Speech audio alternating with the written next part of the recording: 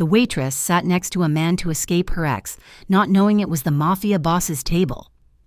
The digital clock on the coffee machine glowed red 2:17 in the morning. At Harbor and Eggs, that's the dead hour, the time when the night shift feels like a mistake.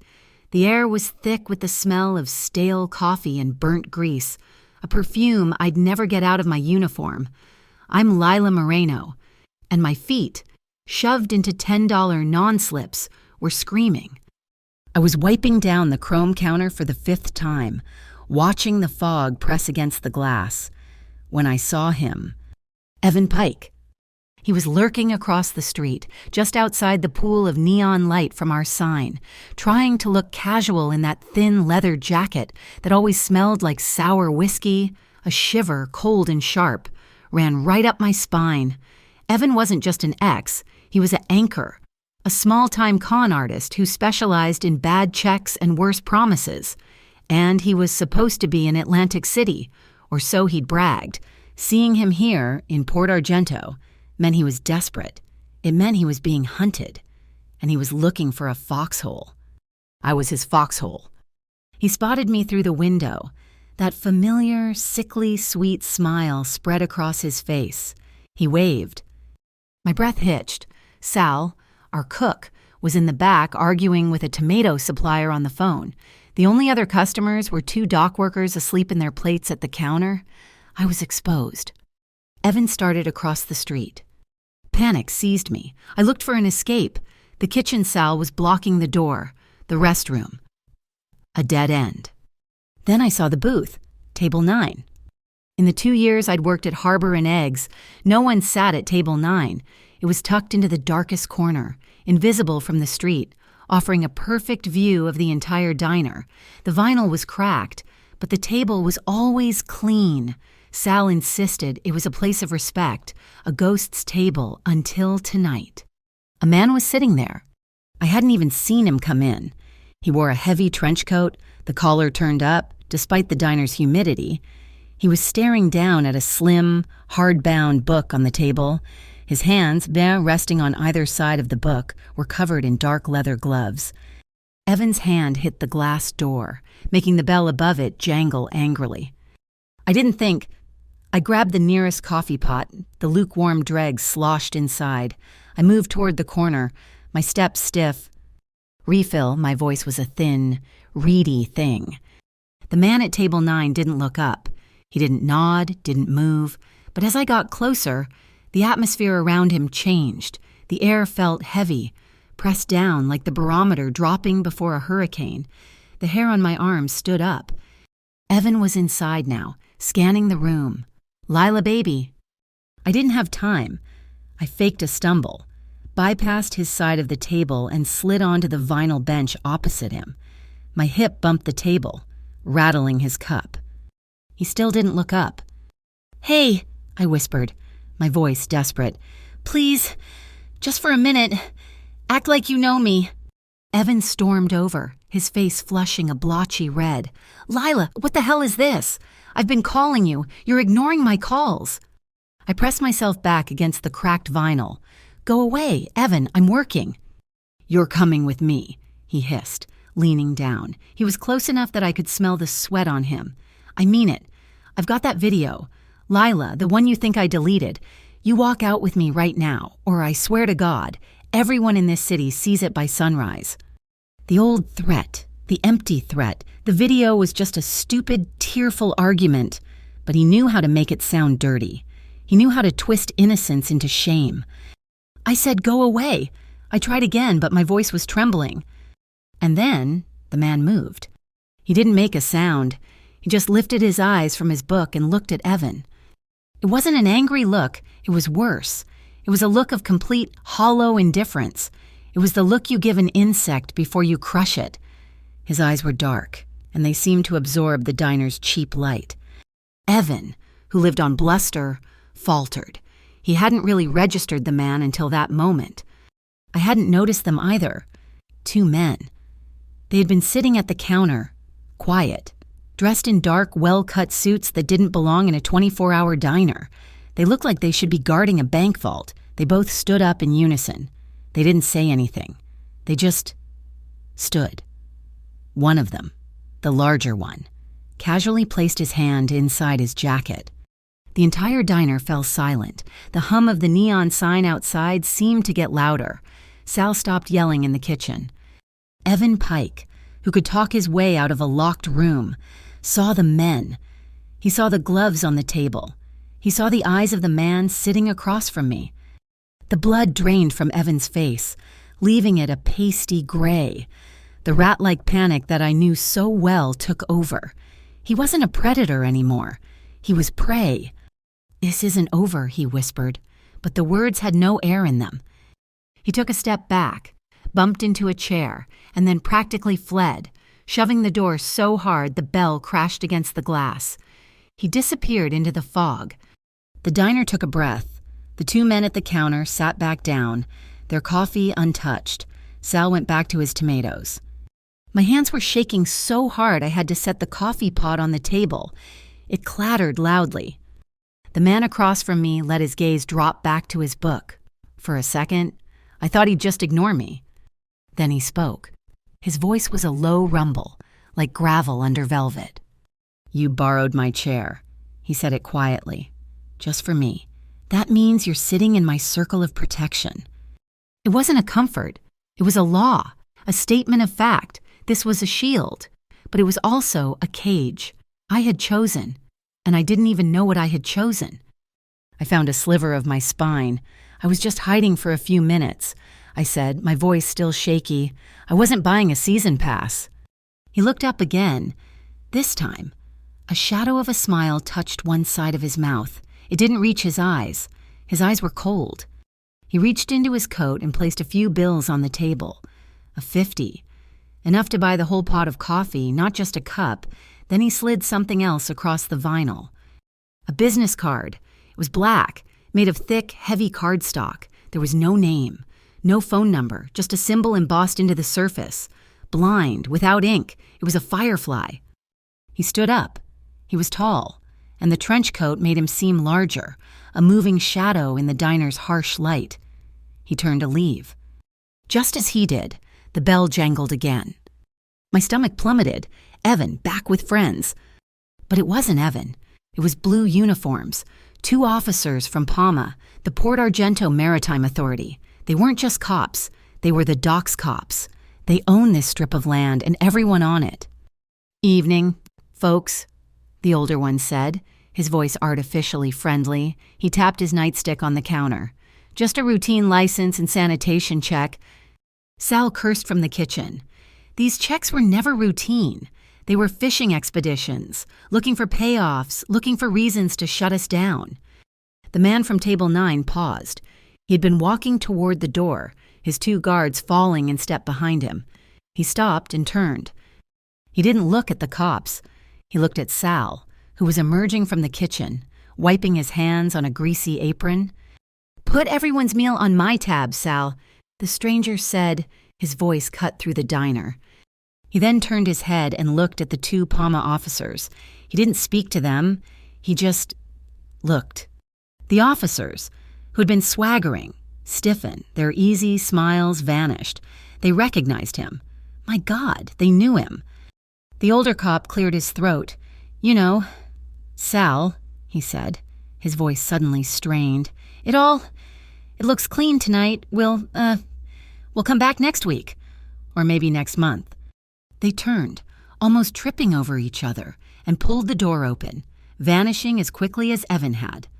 The diner was silent again, but this silence was different. It was stunned. The man turned back to me. I was still frozen in the booth, the black card warm against my palm. "Let's go," he said. It wasn't a request. It wasn't an invitation. It was a command, delivered with the simple authority of gravity. Go where with him. Every survival instinct I had, every lesson Port Argento had ever taught me, screamed, "No, don't leave with a man who makes cops run. Don't leave with a man who has bodyguards and sits at Table 9 like he owns it." But Evan was out there, stewing in his own toxic failure. He was desperate. And the PAMA cops, the corrupt cops, had just backed down from this man like he was a king. I looked at Sal, and he was standing by the grill, watching us. He gave me one short, sharp nod. It wasn't advice. It was a confirmation. You're safer with him than you are here. I hesitated for one more second. The man waited. He didn't check a watch. He didn't tap his foot. He just stood there, a pillar of absolute stillness, owning the space. My hands moved. I untied my apron, the strings damp with sweat. I wadded it up and threw it on the counter. I slid out of the booth and followed him to the door. The night air hit me like a slap. It was cold, thick with the smell of low tide and the metallic tang of rust from the shipyards. Fog swirled around the streetlights, so dense it felt like you could drown in it. From the harbor, a foghorn moaned, and farther out, I heard the high, lonely shriek of the fog sirens on the Marisol steel bridge. A car was idling at the curb. It wasn't a new, flashy sedan. It was a vintage coupe, low-slung and muscular, painted a black so deep it seemed to drink the light. One of the bodyguards was already holding the passenger door open for me. I looked at the car, then at the man. He was watching me, his face hidden in the shadows of the foggy night. Lila Moreno, who poured coffee for $2 a cup, just stepped out of my life and into his. I got into the car. The door shut behind me with a heavy, solid thud. The coupe smelled of old, oiled leather and the sharp, clean scent of ozone. It moved through the fog-slicked streets of Port Argento like a shadow, the engine a low, powerful hum I felt in my chest rather than heard. I sat rigid on the passenger seat, the leather so soft it felt like it was trying to swallow me. My hands were clenched in my lap, my knuckles white. Beside me, the man from Table 9 stared straight ahead at the wet pavement gliding under the hood. His stillness was unnerving. He hadn't asked my name. He hadn't asked why Evan was threatening me. 2 rules. His voice, without the diner's ambient noise, was even deeper than I remembered. It was a low vibration that seemed to settle in the small, quiet space of the car. First, he continued as, still not looking at me. You do not lie to me. Not about your ex-boyfriend. Not about what you ate for breakfast. I ask a question. I get the truth. I bristled, my fear momentarily eclipsed by indignation. I don't even know you. You can't just... I'm the man the Palma run from. He cut me off, his voice flat. That is all you need to know for now. Second, you do not go back to your apartment. You do not go back to that diner. You do not go anywhere alone until I say this is finished. Is that understood? You don't know the situation, I argued, my voice smaller than I wanted. You don't know what Evan... Then tell me. So I did. The story spilled out, tasting sour and stupid on my tongue. I told him about Evan's grand dream of a fleet of food trucks. I told him about the loan application he'd convinced me to co-sign. He said it was just a formality, I whispered, shame burning my throat. $20,000. He said my credit was just the backup. The truck never appeared. The money vanished. Where is the debt now, he asked. He defaulted. It rolled over. The loan was bought by Larica Bank. At this, the man, Dante, finally turned his head. His expression didn't change, but the focus of his gaze felt like a physical weight. Larica Bank doesn't give food truck loans. I know that now, I snapped. I'm just the name on the paper, the one they call 20 times a day. But that's not why he's running. That's not why he's desperate. I took a breath, the smell of leather filling my lungs. The rumor I heard before he skipped town, he owed money to the Nero Commonwealth. They fronted him cash for some other scam, something bigger. He took the money and he ran. He betrayed them. Dante looked back at the road. The Neros don't tolerate betrayal, and Larica Bank does not forgive debt. You are standing between 2 firing squads. I'm not standing anywhere, I insisted. I just want him gone. I just want to be left alone. You lost that privilege when you sat down. Why? I demanded, the frustration making my voice shake. Why did you help me Table 9? What was that? Those cops. They looked at you and they ran. The car turned onto a dark, industrial street, the fog thicker here. clinging to the brickwork of old warehouses. "Table 9 is not my table," he said. "It is neutral ground, sanctuary for decades. Agreements have been made in that booth. Truces have been called. It is a place protected by every player in this city. A promise that for as long as you sit there, no blood can be spilled. It is holy ground." A chill ran down my spine that had nothing to do with the night air. "I didn't know," I whispered. "I was just hiding."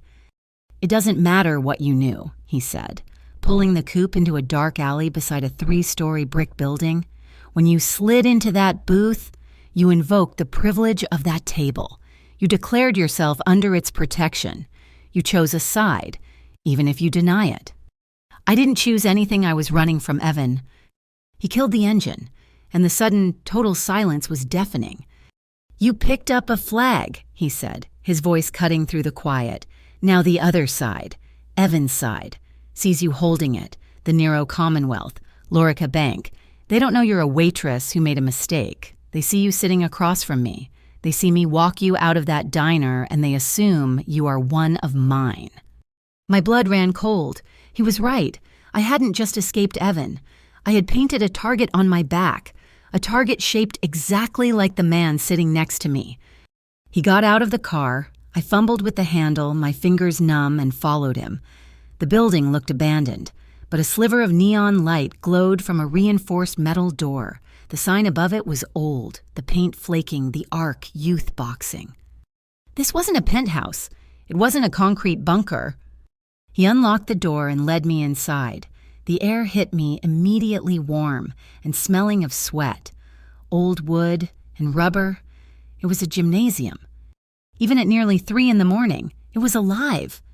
The rhythmic thwack, thwack, thwack of gloves hitting heavy bags echoed off the high ceiling. In the center ring, an old man with a face like a worn leather glove was holding pads for a girl who couldn't have been more than 15, her ponytail whipping as she threw combinations. A dozen other kids, mostly teenagers, were scattered around, jumping rope, working speed bags. This man, the shadow from table 9, walked through the middle of it all. The kids didn't stop. They didn't salute him. They just acknowledged him. A quick nod, a Mr. Rinaldi. A flicker of respect before they went back to their work. He wasn't just a boss. He was this. He was the man who kept the lights on in a place where kids could hit punching bags instead of each other. The simple black and white image I had of him shattered, replaced by 1,000 shades of gray. He led me up a rattling metal staircase to a small, sparse office overlooking the gym floor. There was a metal desk, 2 chairs, and a narrow cot in the corner. "You'll be safe here," he said, closing the door, muting the sounds of the gym to a dull rhythm. He handed me a sealed bottle of water from a small fridge. My hands were shaking as I took it. I was about to drink when my phone vibrated in my pocket. Not my smartphone, my cheap, prepaid burner, the one Evan didn't know about. I pulled it out, a text from an unknown number. My blood turned to ice. I read the message, and the water bottle slipped from my fingers, hitting the floor with a dull thud. Dante was on me in an instant, his reflexes impossibly fast. He took the phone from my limp hand. "It says, 'Return the files, or the diner burns by sunrise.'" My voice was a choked whisper. "Files? I don't have any files. I'm a waitress. I don't know what they're talking about." Dante's face hardened, his eyes going flat and cold as slate. He read the message twice. "He used you." He said, "What?" A dead drop, a post office box. His gaze swept the small office, his mind clearly working light years ahead of mine. Evan knew he was being hunted. He couldn't risk carrying the data himself, so he stored it somewhere connected to you. Your apartment, your locker at the diner, a storage unit in your name, somewhere he thought only he could get to. Data? What data? Whatever he stole from the Neros, whatever Lorica Bank is trying to bury, and now they've tracked him. They've tracked him to you. "They're going to burn down Harbor and Eggs," I choked out, a vision of Sal trapped by the grill flashing in my mind. "They're leveraging you," he corrected, his voice sharp and precise. "They want the data. They won't destroy the diner until they're certain you can't retrieve it. We have a window, a small one." He looked at me, his gaze pinning me in place. "I will give you 72 hours. My resources, my protection. We will find Evan. We will find these files, and we will sever your name from this permanently." 72 hours, 3 days. It sounded like a lifetime and no time at all. "And what do I do?" I asked, my voice trembling. "You stop being a waitress and you start being bait, but you do it my way. No more running. We hunt them." I don't know if I can trust you." It was the truest thing I'd said all night. You trusted me enough to sit at my table. You trusted me enough to get in my car. You're already in... Lila. I was shaking. The adrenaline from the diner was long gone, replaced by a deep, penetrating cold. I was still in my thin polyester uniform, the fabric useless. I wrapped my arms around myself, but it did nothing. We were standing near the door. A cold draft came up the metal stairs from the gym floor. Dante noticed. He didn't offer his coat. He just stepped closer. He reached out, his movements economical and precise. His hands were bare now. He must have taken the gloves off in the car. His fingers were long, his skin warm. He didn't touch my shoulders. He reached for the collar of my cheap uniform blouse. His knuckles brushed the skin of my collarbone as he carefully, deliberately, turned the collar up, shielding my neck from the draft. The touch was light, impersonal, almost surgical. It set my entire body on fire. The thwack of the bags, the music, the distant sound of traffic, it all faded to a dull roar.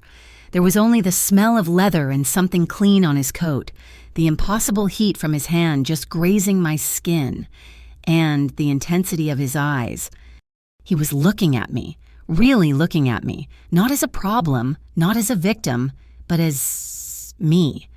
The air between us grew thick and hot, a silent, invisible wire pulling taut, a spark, deep and dangerous, arced across the small space. It wasn't a flirtation, it was gravity. He held the gaze for 1 second, 2, then he broke it. Stepping back, the heat vanished, leaving me colder than before.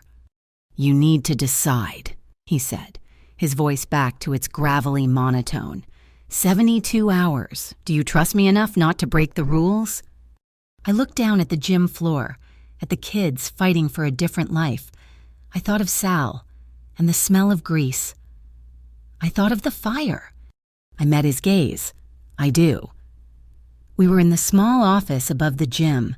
The sounds of jump ropes hitting the wood floor and the steady rhythm of the heavy bags were a muffled pulse beneath our feet. The 72-hour clock had started. Where would he hide it? Dante's voice was low, cutting through my panic. Think your apartment, your car. I don't have a car. My apartment. He still had a key. I changed the locks last month, but he'd know I did that. It's the first place he'd look, or the first place they would. Think smaller. Think about your routine. Every day, the places only you touch. Your locker. I shook my head, my mind racing. My locker at the diner, it's a cheap metal door with a lock a bobby pin could open. He knows that. Everyone knows that. I closed my eyes, forcing myself back to the diner, back to the smells of grease and coffee. I tried to walk through my entire shift, step by agonizing step, wiping counters, filling ketchups, pouring coffee, stacking plates, the wash bin. The wash bin. My eyes snapped open. My tray. Your serving tray. Not just any tray. My tray, it's an old one. Black fiberglass, with a chip in the corner. It wobbles. None of the other girls like it, so it's always mine. It's always the last one I wash. I was seeing it clearly now. Me, arms deep in hot, greasy water, scrubbing plates just before the 2:17 dead hour, my nail catching on something under the rim. Tonight, just before Evan showed up, I said, my voice speeding up. I was scrubbing it. There was something taped under the lip. I thought it was just old tape or hardened gum. I was annoyed. I peeled it off. Where is it? Dante's stillness focused, becoming sharp. I I shoved it in my pocket, my apron pocket, to throw away later. My hands fumbled with the strings, untying the damp, wrinkled apron I was still wearing. I jammed my hand into the deep front pocket, past my order pad and a few pens. My fingers brushed against something small and hard.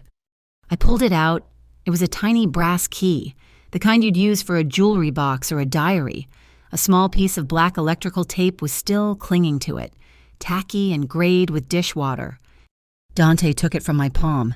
He held it up to the light of the desk lamp, wiping the grime away with his thumb. On the head of the key, so small I had to squint to see it, was a stamped emblem.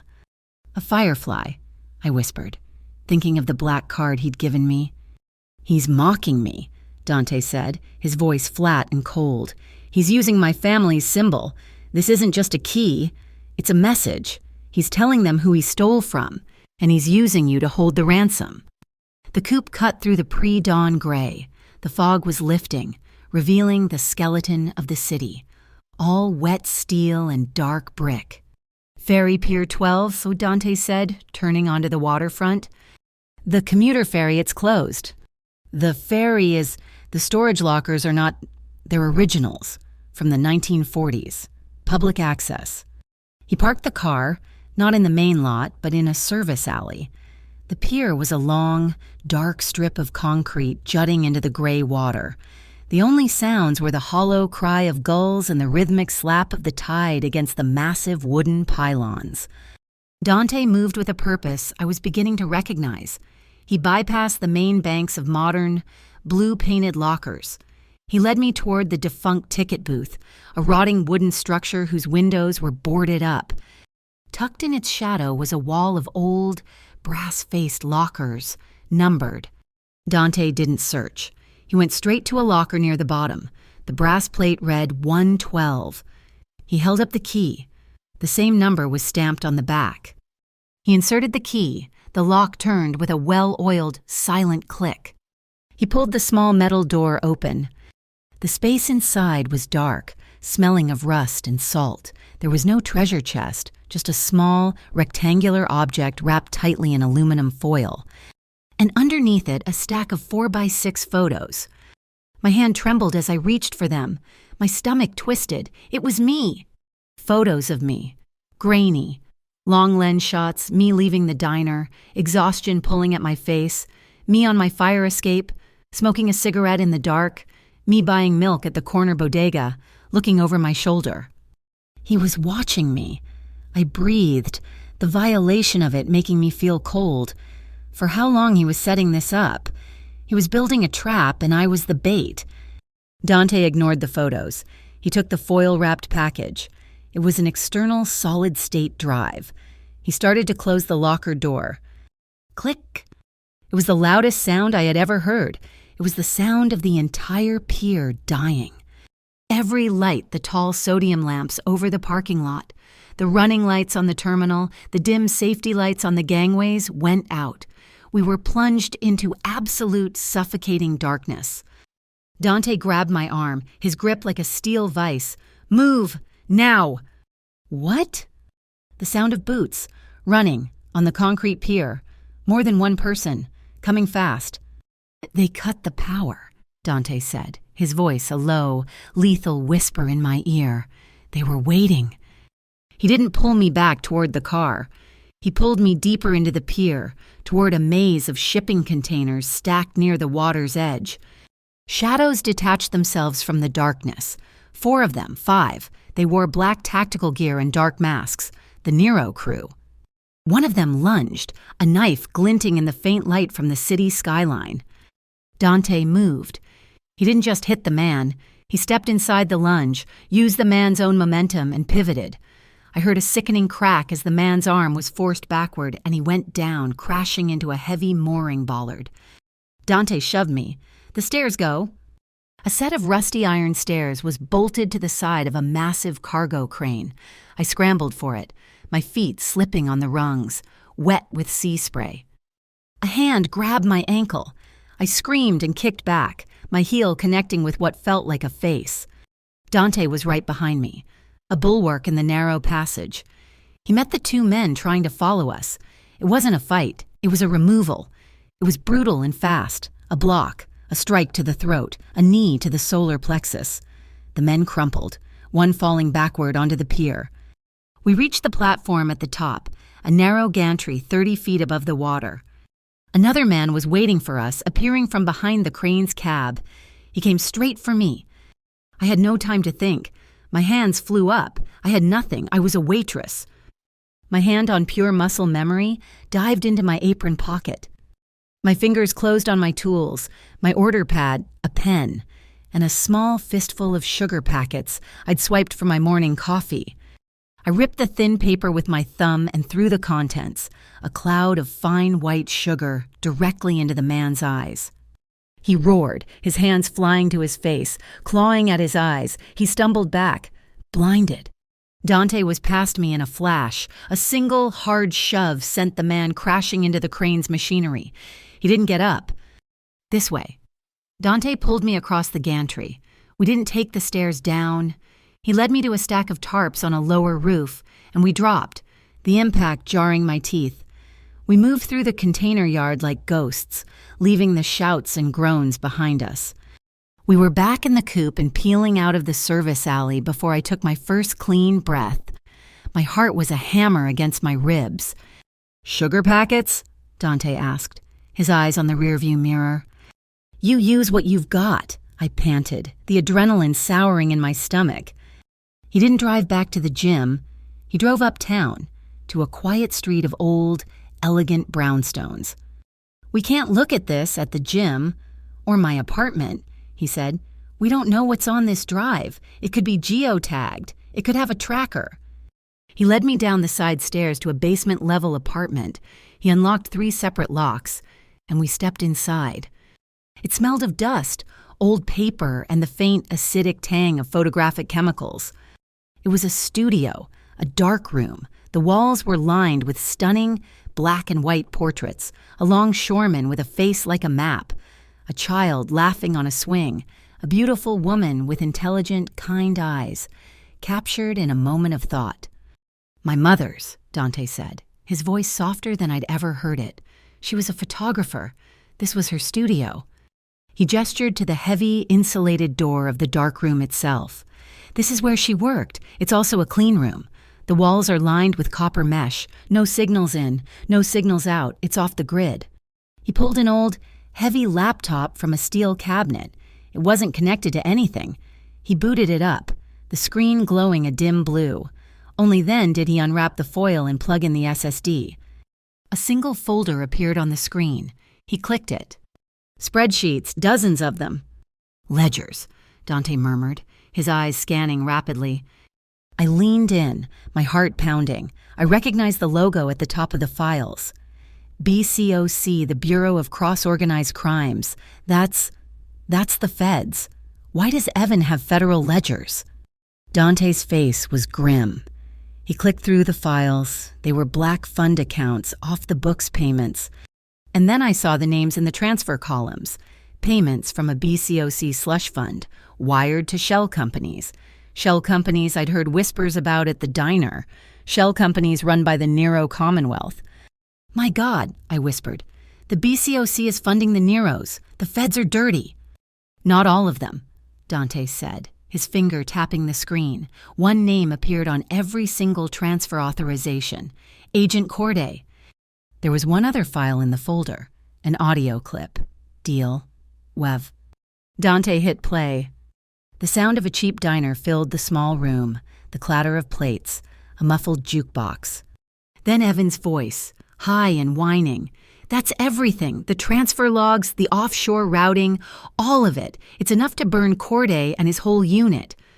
A second voice, sharp and cold, like splintered ice. "You stole from the Neros. Evan, then you stole from us. You think you can just sell this back to me for a walk?" No, Evan panicked. "It's insurance. I give you the original drive. You give me immunity. I'll be your canary. I'll sing about everything, the Neros, the docks, all of it." The cold voice, Agent Corday, laughed. It was a terrible sound. "You're not a canary. Evan, you're bait. We know you made a copy. We know you hid it. Give us the copy, and maybe we'll let you live." The audio ended. I stared at the laptop, horrified. They're working together, Corday and the Neros. Dante shut the laptop. "No, Corday is dirty. The Neros are dirty. They both want this drive. Evan was playing them against each other. And now," he said, looking at me, "they think we have it." The full weight of it hit me. The men on the pier, they weren't just Nero. They were BCOC. They're all hunting us. The line between the law and the criminals hadn't just blurred. It was gone. Dante stood, pacing the tiny, dark room. "This changes the game. We're not just hiding you from a gang. We're hiding you from a rogue federal unit." "We have to go public," I said, my voice shaking. "Go to the newspapers."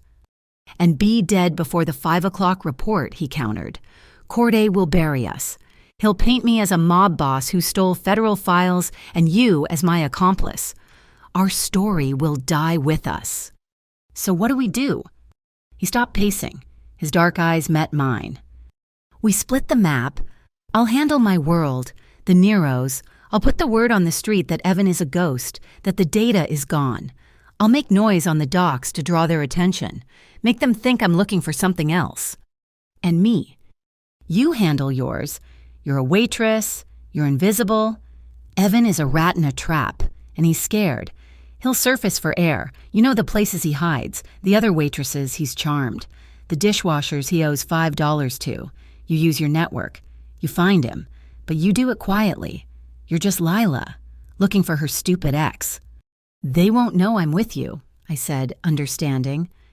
"Exactly." He picked up the tiny Firefly key from the desk. "We have the data, but Evan is the only one who can testify to its authenticity. He's the loose end. Corday and the Neros won't stop until he's dead." "So it's a race," I whispered. "It's a race to find Evan," Dante corrected, his voice like iron, "before they do." The attic above the gym was a sanctuary of silence. Below us, the rhythmic work of the heavy bags and the skip of the ropes had finally faded. The last of the kids had gone home. All that remained was the low hum of the streetlights outside and the smell of old wood, floor wax, and the distant metallic tang of the harbor. The chill from the alley had followed me up. It was a damp, creeping cold that got into my bones. I was huddled on a narrow cot, wrapped in a heavy wool blanket he'd pulled from a steel locker. In my hands, I held a steaming mug of cocoa. He had made it on a small, single-burner hot plate, and it was chalky and almost too sweet. But it was hot. It was the first warmth I'd felt since I'd left the diner. Dante stood by the one large window, looking down at the empty street. He had shed the heavy trench coat, hanging it on a hook by the door, in just a dark Henley. The thin fabric pulled taut across his shoulders. He seemed less like a shadow and more like a man. The dim light from the desk lamp caught the back of his left shoulder, near his collarbone. I saw it clearly, a puckered white scar. Round and old, it was an exit wound, a permanent piece of his history, sitting on his skin without apology. He didn't try to hide it. He must have felt me watching him. He turned, but his face was in shadow. "We have ground rules," he said, his voice quiet, absorbing the silence of the room rather than breaking it. "I promised you 72 hours. My protection, my resources. We find Evan. We find out why Corday and the Neros both want him dead, and we sever your name from this. After that, I get you out of Port Argento. A new bus ticket, a new name, a clean start." His voice was flat, transactional. He was drawing a line in the sand. "That's the promise," he said. "No future beyond that, just the job." I stared into my mug. He was making it clear this was temporary. I was a problem to be solved, not a person to be known, and yet the very act of drawing that line, of defining the boundary, made it feel solid. It made the space between us charged, a wire pulled taut. "I'm not asking for a future," I said, my voice barely a whisper. "I'm just asking not to be left behind, not to be abandoned in the middle of this mess when it gets too hard." "I don't abandon my people." He turned fully toward me, and his eyes found mine in the dimness. And for the next 72 hours, Lila, you are my people. The finality of his words hung in the air. I nodded, pulling the blanket tighter. I looked down at my hands, which were, despite the hot mug, still shaking. I've always had this shake, I said, the confession slipping out into the quiet. The first day I started at Harbor and Eggs, I was carrying a full tray of coffee. My hands were trembling so badly I dropped the entire thing, smashed 6 mugs, scalded a customer, Sal, my boss. He nearly fired me. Dante remained silent. He didn't prod. He just stood there, an outline against the window, and listened. I needed that job. Evan had just cleaned out my savings, so I went home and I practiced. I took my mother's old ceramic plates, stacked them high, and I walked back and forth in my tiny apartment for hours. I learned how to absorb the tremor in my wrists, how to move with it, how to balance the weight so that the shake in my hands never reached the tray. I taught myself how to look steady, even when I was falling apart inside. I hadn't meant to tell him that. I had never told anyone that.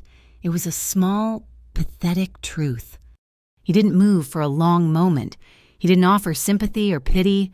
He just listened. I watched his hand, resting on the windowsill. His fingers were still. His hand relaxed, but I saw his thumb press, just once, hard against his forefinger. He was listening so intently it was a physical act. From the harbor, a low, mournful sound echoed across the water, vibrating through the old building's frame. A foghorn, lonely and loud. The sudden noise made me jump, a purely reflexive flinch. The hot cocoa sloshed violently in the mug, spilling over the rim and onto my hand. I hissed, dropping the mug onto the cot, the dark liquid pooling on the wool blanket. I didn't even see him move. He wasn't by the window anymore. He was kneeling in front of me, his body instinctively shielding mine. He crossed the 10 feet of space in a single, silent instant. One hand grabbed the rolling mug, steadying it. His other hand was on my shoulder, his arm half raised as if to block a blow. He had moved to protect me from a sound. We were frozen like that. The foghorn wailed again, more distant this time. The threat was gone. It had never been there. "It's just the boat," I whispered, my voice tight. "I know." His voice was a low rasp, thick and close. He didn't move back. His hand was still on my shoulder, a heavy, solid weight. His thumb brushed against the side of my neck, and the heat from his skin seared through my thin uniform. This wasn't the impersonal touch in the gym office. This was an anchor. My breath caught in my throat. The room, which had been so cold, was suddenly suffocatingly hot. His eyes, dark and unreadable, dropped from my face to my mouth.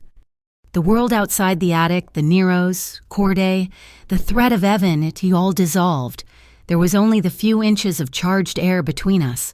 My heart, which had just jumped in fear, was now hammering for a different reason. A heavy, painful thud against my ribs. I could see the pulse in his own throat, a strong, steady beat just under the skin. He was still looking at my mouth. He was asking. He was waiting. I didn't breathe. I didn't move. I gave him the only answer I had. I didn't pull away. He leaned in. The movement was agonizingly slow, erasing the last impossible inch. His lips touched mine. It wasn't a rush. It was a test, a slow, firm pressure. It was a question and a statement, all at once. His mouth was warm and dry, and he tasted faintly of coffee. It was a kiss of profound, staggering control. He wasn't taking. He was exploring. His other hand, the one that had saved the mug, came up. It didn't go to my hair. It cupped my jaw, his thumb tracing the bone, holding me steady as he gently angled his head. The pressure deepened. The slow, patient search became a claim. A deep, soulful heat bloomed in my chest, spreading down to my fingertips, chasing away the last of the cold, chasing away the last 5 years of fear. My free hand came up, clinging to his shoulder. My fingers found the hard muscle beneath his shirt, and then the raised, smooth skin of the scar. Just as the heat threatened to flash over, just as my fingers tightened, he broke the kiss. He pulled back only an inch, resting his forehead against mine. His eyes were closed.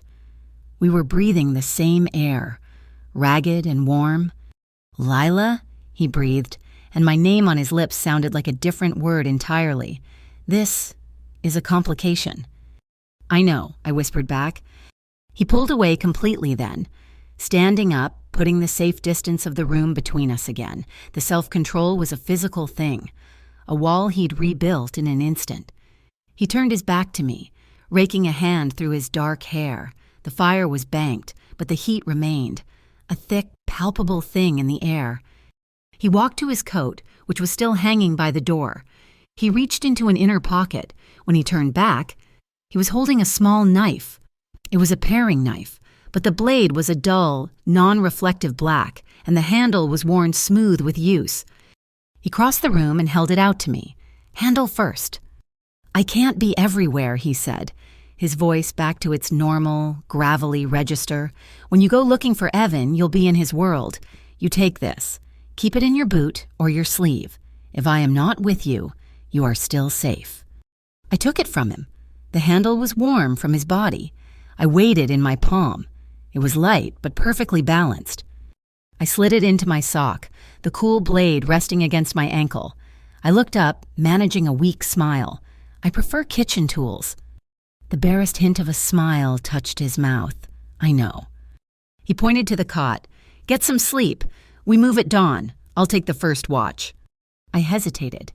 "How do I know I can trust you, that you'll be here when I wake up?" "I said I don't abandon my people." He walked to the single wooden chair by the desk, dragging it closer to the door. He sat, positioning himself so he could see both the entryway and the window. "I'll be here." I believed him. I lay down on the cot, pulling the damp part of the blanket away. My body was thrumming with adrenaline and exhaustion and the ghost of his kiss. I was asleep in minutes, falling into the dark to the sound of his steady breathing. I woke hours later. The room was different, pitch black.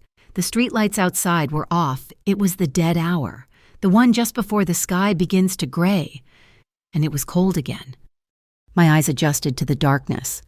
Dante was asleep. He was still in the chair, but his head had fallen back against the wall, his guard finally, fully down, in the shadows. He looked younger. The harsh lines of his face softened. The wool blanket had slipped off me and was pooled on the floor. I sat up, quietly. He was sitting in the cold, wearing only that thin shirt. I stood, picking up the heavy blanket. I moved across the floor without making a sound. I stood over him for a moment, watching him sleep. This felt more intimate than the kiss, this unguarded moment. I gently, carefully, draped the blanket over his shoulders, tucking it around him. He didn't wake, but his breathing changed, deepening as the warmth settled. A muscle in his jaw relaxed. I backed away and sat on the cot, my legs crossed. I pulled my knees to my chest. I watched the door. I took my turn on watch. It was a small, silent promise, a blanket for a life. I spent 6 hours in the attic, using my burner phone, texting every ghost from my past and Evan's. I reached out to bartenders he'd stiffed, waitresses he'd charmed, and dishwashers he'd borrowed $5 from. I was just Lila, worried sick, trying to find him before he got in real trouble. The lie worked. A message finally came back around 4 in the afternoon. It was from Misty, a cocktail waitress from a downtown dive. He's trying to offload something. Acting like a big shot, said he's meeting a high roller buyer tonight. 10 o'clock. The Lark. The Lark, the most exclusive jazz club in Port Argento, a place I'd only ever walked past. Dante read the text over my shoulder. He was so still I hadn't even heard him approach. "He's desperate," Dante said, "trying to sell the same data to a new buyer. He's cornered." "So Corday or the Neros will be there," I whispered, my stomach nodding. "It's a trap." "It's a meeting," he corrected, his voice hardening, "and we're going to crash it." He made 2 calls. His side of the conversations was brief, just commands. The Lark, 10. I need eyes inside and a ghost in the wire. He assembled his team in the gym's office. It wasn't an army, it was 2 people. The first was a man named Scraps, who looked like he'd been carved from driftwood. He was a longshoreman, Dante's chief scout on the docks. He just nodded, his eyes taking in everything. The second was a young man from the gym, maybe 20 years old, who wore thick glasses and headphones permanently around his neck. His name was Cypher. He was the one who had sourced the clean laptop from the darkroom. He was Dante's ghost in the wire, a network savant. Cypher, Dante said. The Lark has a backup generator that kicks in after 5 seconds. I need a flicker, not a blackout. I want 1 second of total darkness. You'll be on the service junction 2 blocks away. Cypher just tapped his fingers on his thigh, his eyes already seeing the code. 1 second, no problem. Scraps, Dante turned to the older man. You're the exit. Seafood delivery truck. Back alley. Keep the engine cold until you see us. Then I need you. Scraps just grunted, a full sentence agreement. Then Dante turned to me. He laid a simple, elegant, high-necked black dress on the desk. Beside it was an employee ID card on a lanyard, the Lark hostess, named Mia. I can't, I stammered. I'm a waitress, not an actress. They'll know. You're not acting, he said, his voice flat. He handed me the ID. You're just Lila. You're angry. You're scared. You're looking for your ex-boyfriend. You're going to find him, and you're going to keep him at the bar. That's the entire job. What's your job? Evan has a phone, Dante said. The route to find the rest of his data is on that phone. You keep him at the bar. He'll hang his jacket. I'll be close by. When the lights go out, I get the phone. Then we leave. He laid out the 3 layers. 1 eye was the hook, the distraction. 2, Cypher was the shadow, causing the blackout. 3, he was the thief, grabbing the prize. It was clean. It was dangerous. What if he sees you? A shadow of a smile. He'll be too busy looking at you. The Lark was another world. The air was warm, smelling of expensive bourbon and old wood and a faint, sweet perfume. The lights were amber, the music a low, smoky thrum from a jazz quartet in the corner. Everyone moved with a slow, confident grace. My borrowed ID got me past the velvet rope. I walked straight to the main bar, my heart a hummingbird in my chest. And I saw him. Evan was perched on a bar stool, trying to look like he belonged. He wore a new, flashy blazer, but his eyes were doing the same rat-like dance they always did when he was in over his head. He was drinking an old-fashioned, his nervous tell. I slid onto the stool next to him. Hello, Evan. He jumped so hard he sloshed his drink. Lila, what are you doing here? You can't be here. I let the hurt, the real hurt, fill my voice. You threatened me. Evan, you brought this hell to my doorstep and then vanished. You owe me an explanation. Shh, keep your voice down. He grabbed my arm, his fingers digging in. You have to leave. It's not safe. I'm not going anywhere, and I flagged the bartender. I'll have what he's having. Lila, please, he hissed, his eyes darting to the raised VIP section that ringed the main floor. Remember that time in Atlantic City, I said, my voice low, nostalgic, when you lost our rent money on a single hand of blackjack, and you told me you had a plan. Is this another one of your plans, Evan? He winced. It was working. I was keeping him there, anchoring him with the weight of our shared, stupid history. It's not like that, he insisted, though he didn't get up. He took off his blazer, the one thing that marked him as a target, and hung it on the brass hook on the bar pillar just behind him. His phone was a heavy lump in the breast pocket. My job was half done. Now I just had to hold him. I kept talking. I brought up old debts, old diners, old memories. I watched him order another old-fashioned. He was talking too fast, sweating. Then my blood turned to ice. A man was ascending the short stairs to the VIP section. A man in an immaculate gray suit, his face sharp and cold as splintered ice. Agent Corday? He wasn't looking for Evan. He was meeting him. Corday was the high roller, the unknown buyer. I didn't dare move, but I lifted my hand, pushing my hair back from my face, the signal Dante and I had agreed on. Target spotted. Complication. Corday sat down at a reserved table, directly overlooking the bar. He saw Evan. He saw me. His eyes narrowed. Evan hadn't seen him yet. He was still trying to spin me a new lie. "Evan," I said, my voice sharp, "who are you meeting?" "Just a guy. It's fine." "The man in the gray suit, in the VIP booth, who is staring at us right now? That guy." Evan's head snapped up. He saw Corday. The color drained from his face. "Oh, God, no, he's here. He's early." Evan grabbed his glass and downed the rest of his whiskey in one gulp. He was panicking, the rat looking for the trap door. "Lila, I'm sorry. I have to go." He started to stand up. "No," I said, grabbing his wrist. "You're not leaving me here." You don't understand," he hissed, his voice cracking. "He'll kill us both if this goes wrong. If he doesn't buy it, meet me at Beta Wharf, the main drop, K37, the cold storage. It's all there." He'd blurted it out, the final piece. Beta Wharf, K37. Corday stood up from his table. He started walking down the stairs, his hand inside his suit jacket. "It's too late," I whispered. "Dante," I prayed, under my breath. "Now." Click. The world vanished, the music, the lights, the amber glow, all gone. Total, absolute darkness. A woman screamed, glasses smashed. 3 seconds. It was supposed to be 1 second.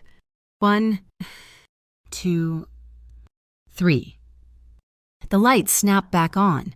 The saxophone blared, then died, then started again, fumbling for the melody. Evan was frozen, staring at the stairs where Corday was, but Corday was also frozen, his hand still in his jacket, blinking, trying to find his bearings in the sudden light. Evan's jacket was still on the hook. I looked to the coat check, where Dante had been. He was gone. A hand gripped my arm, not Evan's, Dante's. "Kitchen, now." He hadn't been at the coat check. He'd been at the end of the bar, hidden by the crowd. He was already pulling me, moving fast. We weren't running, we were just walking, with purpose, through the staff-only door. We were in the chaos of the kitchen. Yells, steam, the clang of steel. Dante didn't slow down. He held up Evan's phone. The screen already dark. He'd powered it off. He shoved me toward the heavy metal exit door. "Go." We burst into the back alley. The air was cold, smelling of wet garbage and rotten fish. And it was blocked. 3 men, their faces hard, stepped out of the shadows. Nero crew, they'd been waiting. "Going somewhere," Rinaldi, the leader, sneered. "Scraps," Dante said, his voice a low growl. The leader lunged. He was fast, but Dante was faster. As the man moved, I saw it, next to the door, a 20-pound bag of rock salt for the Oyster Bar's ice display. It was ripped. I didn't think. I plunged my hand into the bag, grabbed a double handful of the coarse, sharp crystals, and threw it, hard, onto the slick, wet cobblestones right in the leader's path. His foot, coming down for leverage, hit the bearings of solid salt. His leg shot out from under him. He went down with a sickening thud, his head cracking against the brick wall. The other 2 hesitated, stunned. Dante didn't. He moved past the fallen leader, shoving one of the men into the other, and grabbed my hand. Now. A white seafood reefer truck, its refrigeration unit humming, swung into the narrow alley, its headlights off. The side door slid open. "Get in," it was Scraps. Dante practically threw me inside, onto the cold, metal-ridged floor. He was in right behind me. Scraps slammed the door, plunging us into absolute darkness. The truck lurched, tires spinning on the salt-slicked stones, and then we were moving, fast, bouncing hard as we hit the street. The darkness was total, and it was freezing. The refrigeration unit was blasting Arctic air, and the entire space smelled overwhelmingly of fish and brine. My breath came out in a white cloud. The adrenaline from the club, the fear, the cold, it all hit me at once. I started to shake, a deep, uncontrollable shiver that rattled my teeth. "It's so cold," I stammered, wrapping my arms around myself, the thin dress useless. "I know, come here." His voice was a low rumble in the dark. I felt him move, a large, warm shadow. His hands found my shoulders. He pulled me from the floor and tucked me against his chest, sliding down to sit with his back against the wall of the truck. He wrapped his arms around me, pulling me tight, half lifting me onto his lap. He was a furnace. His body heat was a solid, living thing. "You're shaking," he murmured, his voice by my ear. "I can't stop." He didn't say anything else. He just held me. One of his hands, large and warm, spread flat against my back, rubbing in slow, steady circles. It wasn't a caress. It was a transfer of heat, a transfer of calm. I was pressed so close I could feel the steady, powerful thump of his heart against my cheek. I could feel the slow, deep rhythm of his breathing. I focused on it. The steady thump-thump, the slow inhale and exhale. His hand kept moving, slow, steady circles. He didn't speak. He just held me in the cold, fish-smelling dark, and he breathed, and slowly, my own breathing began to match his. My own heart began to slow from its panicked rabbit beat. The shaking subsided. I was just held, and for the first time that night, I was warm. Scraps didn't take us back to the gym. He dropped us 2 blocks from Beta Wharf, in the shadow of a silent, rusted-out grain silo. The seafood truck melted back into the industrial haze of the docks. K-37, Dante said, his voice low. He was scanning the row of identical cold storage warehouses. "Evan wasn't just panicked. He was giving you a location." "The main drop," I whispered, the words tasting like metal. Beta Wharf was a graveyard. Unlike the active piers, this place was forgotten, left to rot. K-37 was a squat, windowless building of corrugated tin, the paint peeling in long, leprous strips. The massive sliding door was secured with a heavy, old-school padlock. Dante didn't bother picking it. He put his shoulder against a smaller, man-sized door, and the rotted wood of the jamb splintered with a crack that sounded cannon-loud in the silence. The air that hit us was a physical blow, a solid wall of frigid, dead air, the smell of decay and ice. Dante pulled a powerful, pen-sized flashlight from his pocket. The beam cut into the darkness. We were in a massive, cavernous room. The refrigeration units had died years ago, but the insulation was so thick that the cold had never truly left. In the center of the room, stacked like coffins, were massive 1,000-pound blocks of ice, cloudy and yellowed with age. What was stored here, I breathed, my breath pluming. "They used to flash freeze tuna here, back in the 60s, Dante said, his beam playing over the blocks, before the fishery collapsed. He pointed to Evan's phone, which Cypher must have unlocked, at the back wall. Evan's phone has a simple geofence app on it. It's pinging. The last item is in here. In the ice. His beam stopped. It was focused on one block, identical to the others, except for a dark, rectangular shadow frozen deep in its center. He found the one active freezer in the building, Dante murmured, and he hid the key. He found a heavy-duty ice pick hanging on a nearby wall, its metal point rusted but sharp. He didn't waste time. He struck the ice with precise, economical force. He wasn't trying to smash the block, he was scoring it, chiseling. The thunk of the pick was the only sound, echoing in the vast, cold space. After 10 minutes of brutal, focused work, a large chunk of the ice fell away. Dante reached into the cavity, his hand bare, and pulled out a small, portable steel safe, the kind you'd keep in a car. It was covered in a rime of frost. He carried it to a rusted sorting table. The lock was simple. He used a shim from his wallet, and the lock popped open with a dull click. Inside, resting on velvet lining, was a single key card, white, clinical, with a black magnetic stripe. The only marking was a small, triangular logo and 2 words, BCOC, Delta Lantern. Delta Lantern, I read aloud. It sounds like a program. It's a server room, Dante said, pulling out Evan's phone again. He and Cypher had clearly done their work. He opened a file on the phone, a simple text document, a map. It's not just a server room, Dante said, his voice grim.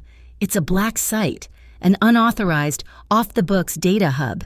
Evan's note says it's in the sub-basement of the Tides Public Library. My God, he put it right under their noses.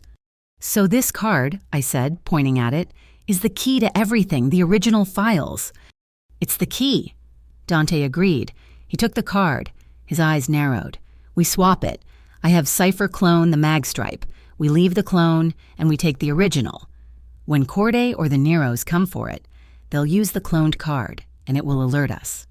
We track their movements. I shook my head. The cold was making me think clearly, sharply. No.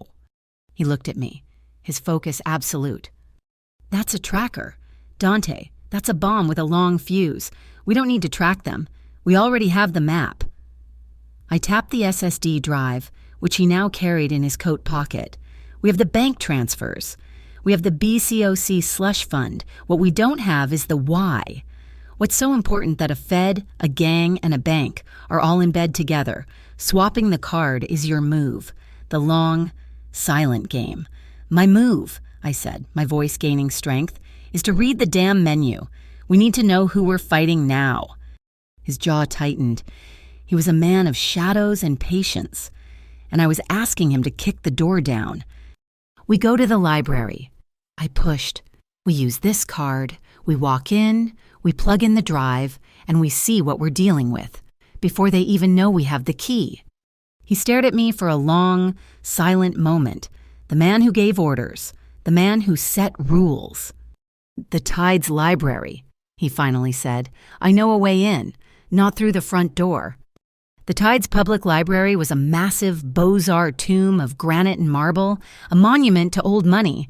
Dante led me around the back, to a wrought iron gate that opened onto a service alley. He picked the lock in under 10 seconds. We were in the stacks, a maze of old books that smelled of dust and paper and history. The server room, Delta Lantern, was exactly where Evan's map said it would be, behind a door marked Electrical Control Sub-Level B. The keycard slid into the reader. The light flashed green. The room inside was small, cold and loud, filled with humming black server towers. Dante plugged the SSD into a terminal, his movements fast. The data from the drive, Evan's stolen ledgers, acted like a key. The server recognized it, and a new folder opened on the screen. This was the core, the why. It wasn't just ledgers.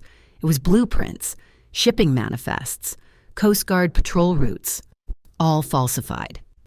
Lorica Bank, I whispered, pointing to the screen. They're not just laundering money for the Neros. They're using the Nero smuggling routes to move something else. Dante clicked a file. It was a projection. A plan to buy out the entire Port Argento waterfront, condemning the old piers including Harbor and Eggs, including the gym to build a new, private automated shipping terminal. A gray alliance, Dante said, his voice low and lethal. Corday uses the BCOC to clear the way, falsifying federal reports. The Neros provide the muscle, scaring off locals, and Lorica Bank provides the cash to buy the land for pennies on the dollar. They're stealing the whole city. I breathed. Then I saw the last file, a calendar invite, auction, Oceanarium, tomorrow, 10 p.m. I clicked it. The notes were encrypted, but Cypher's work had left Evan's decryption key on the phone. I typed it in. The text resolved, sale of original Delta Lantern physical drive, all ledgers, all manifests, sold to highest bidder, Nero, Corday, Lorica invited, seller the librarian. They're selling it, I said, stunned. Someone has the original evidence, and they're selling it to the very people it would expose. An anonymous librarian, Dante said. He looked away from the screen, his gaze distant, his expression unreadable. And suddenly, it all clicked into place. The firefly. The library. Your mother, I said. You told me she was a photographer. But that's not all, is it? Dante turned to look at me, his face a mask of stone. She was the head archivist at the Tides Library, he said, his voice flat. For 30 years. The firefly, the symbol on his card, the symbol on the key. It's a network, I whispered, the pieces falling so fast I could barely keep up. The firefly, lights in the darkness. It's not just your symbol, it's theirs. It's a network of people, your mother's people, the anonymous librarian selling the drive. They're one of them, one of your lights.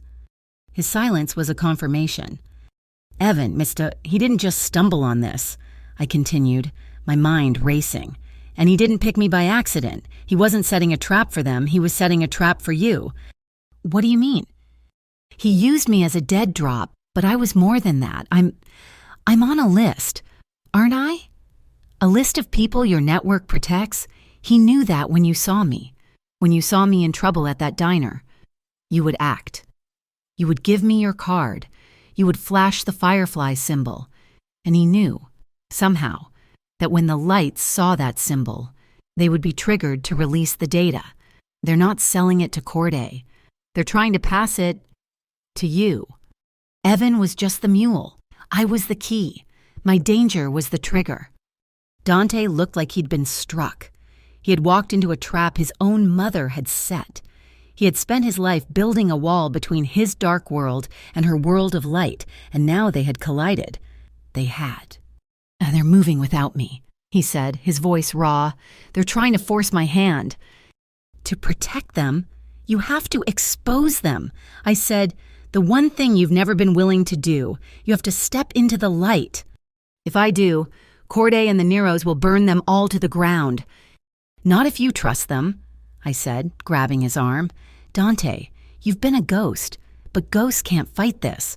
They're not just your assets, they're your army. Trusting others is also a strength. He looked at my hand on his arm, then at my face. He was warring with himself, with decades of instinct. He made a decision. He pulled out his phone. He sent a single, encrypted text. It wasn't a command. It was a request. Delta Lantern is compromised. Activate emergency protocols. Send to backup. I've shared the core code, he said, his voice strained, with my 3 most trusted misses, Rhea at the boatyard, Ari, a teacher at the high school, Mr. Witt in the old train garage. If I go down, the data doesn't die. It splinters. It goes public. He had just handed over his leverage. He had just chosen to trust. As if the world heard him. His phone buzzed, a different tone, an alert. He read the text. The color drained from his face. All the warmth, all the vulnerability vanished, replaced by an Arctic rage. What is it? He didn't look up. He just read the words aloud. The mayor of Port Argento has just signed an emergency order. He's citing imminent structural failures and safety violations. Palma is moving in. Moving in where? He finally looked at me, and his eyes were hollow. They're raiding the gym, right now. We ran. We didn't wait for the coupe. We covered the 10 blocks back to the gym on foot, cutting through alleys, our footsteps echoing on the wet pavement. I could see the lights before we were even close. A chaotic wash of red and blue slashing against the fog, making the familiar brick building look like a war zone. The street was choked with Palma vehicles. Officers in heavy vests were swarming, pulling kids, my God. Children out onto the sidewalk. The kids weren't just scared, they were angry, yelling. The old boxing coach, the one I'd seen in the ring, was face to face with a Palma captain, his voice hoarse with rage. This is harassment, you have no warrant, we have no violations. We have an emergency order from the mayor's office, old man. The captain spat, shoving him back. Structural integrity. We're condemning the building. Now step aside. You step aside. Dante's voice. He hadn't run with me. He had simply appeared. He walked out of the alley, not from the shadows, but into the absolute center of the flashing lights. He was no longer the ghost from Table 9. He was the owner of this street. The entire scene froze. The cops, the kids, the captain. "Rinaldi," the captain said, his voice suddenly losing all its bluster. "My kids," Dante said, his voice quiet, yet it carried over the hum of the engines. "My trainer, get your men out of my building, now." "Sir, I have a direct order." "And I have this." A sleek black sedan slid to the curb, a door I hadn't even seen open. A woman in a severe, perfectly tailored suit emerged, holding a phone up. Her voice was sharper than a scalpel. "Captain," she said, "that is a temporary restraining order, signed by Judge Alito not 5 minutes ago, barring any PAMA official from setting foot on this property. Your emergency order is based on fraudulent claims. If you and your men are not back in your vehicles in 30 seconds, I will have every one of you, and the mayor, brought up on contempt charges." Dante's charity lawyer. He had made the call from the library. The captain's face went white. He had brought a club to a gunfight, and Dante had brought a tactical nuclear weapon. He looked from Dante to the lawyer, saw the iron in both their faces, and he broke. "Pack it up," he snarled to his men. "We're done here." The PAMA officers receded, a tide of blue flowing back to their vehicles, their swagger gone. The kids surged forward, surrounding Dante, not touching him, but forming a protective wall of bodies. They were his, and he had just publicly, definitively, claimed them. It took another hour to settle the chaos. We cleaned up the mess the cops had made, overturned benches, emptied lockers. Dante spoke to every kid, his voice low and reassuring. When the last one had been picked up by a parent or sent home, and the old coach had locked the front doors, Dante and I walked up the metal stairs to the attic. The tension held, a wire pulled, vibrating tight, until the moment he closed the attic door. The click of the lock, heavy and final, was the sound of the world being shut out. And the string holding me together snapped. I stumbled to the cot and my legs gave out. The sob ripped out of my chest, a raw, ugly sound. "They used children." I choked, wrapping my arms around myself. "They came here. They terrorized those kids because of me. I'm the bait. I led them here. This is all my fault." I heard him move. He walked to the desk, took his phone from his pocket, and powered it off. He slid it into a heavy steel box in the desk drawer and locked it. He was severing the connection. He was creating the sanctuary he'd promised.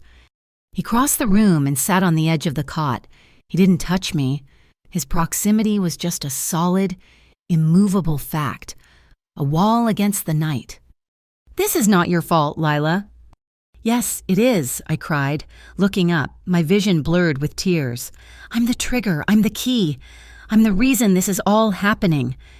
"You are the reason," he agreed, his voice a low, rough murmur.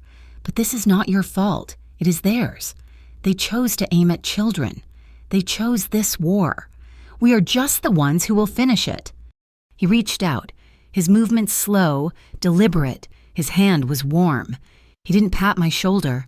His fingers found my face, his thumb brushing away a tear on my cheek with an impossible gentleness. The touch was a jolt, a spark of heat that shot straight through me. "Don't," I whispered, my voice breaking. I turned my face into his hand, closing my eyes. "Don't be kind to me right now." "I don't know how to be anything else with you." He breathed. His lips brushed my temple, a feather-light touch. It wasn't a kiss. It was a comfort. I turned my head, and our mouths were an inch apart. The air between us was thick, electric. "Stay," I whispered. It was the only word I had. "I'm not going anywhere." His mouth found mine. It was not the controlled, testing kiss from the night before. This was release. This was the end of a day that had lasted a lifetime. It was slow and deep and desperate. It tasted of salt and relief and 1,000 unspoken words. His hand slid from my jaw, his fingers threading into my hair, cradling the back of my head as if I were made of glass. My own hands, shaking, came up. I didn't grab his shoulders. I pressed my palms flat against his chest. I felt it in his heart. It was a hammer, a powerful, frantic beat against my hands. Thump, thump, thump. It was as wild as my own. The man of absolute control was just as undone as I was. The kiss deepened, and he pulled me from the cot, half lifting me against him as he stood. He didn't break contact, not for a second, and he just moved, backing us up until my back met the cool, solid plaster of the wall by the open window.